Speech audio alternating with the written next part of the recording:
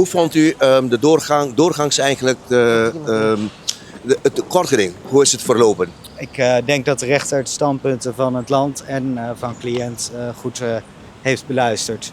En die zal een verstandig oordeel daarover geven, hopen wij. U zegt van het land en van uw cliënten. Welke kant staat u? Welke kant vindt u dat de wending zal krijgen? Wij staan greenbikes en e-bikes bij. En het gaat erom, niemand betwist dat het belangrijk is dat het verkeer veilig is. Ja. Tegelijkertijd, als dingen 8 jaar al bezig zijn en bedrijven al 8 jaar werken, mensen in dienst hebben, kun je niet van de een op de andere dag alles weghalen. Dat heeft te grote gevolgen. Heeft u beroep gedaan op een gedoogbeleid, kijken dat het een gedoogbeleid is, kijken dat misschien hier toch de recht aan de kant van uw cliënt staat, zoals een verkregen recht?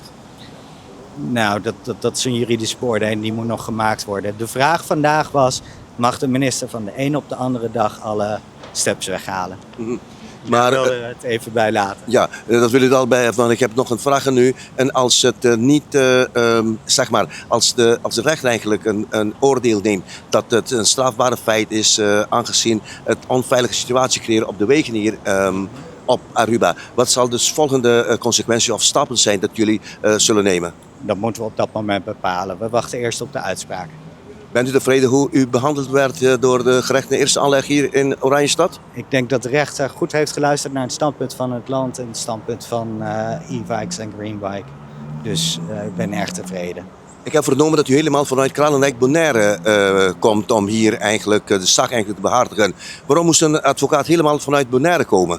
Ja, dat klopt, omdat ik als advocaat veel in administratieve procedures over de verschillende eilanden werk.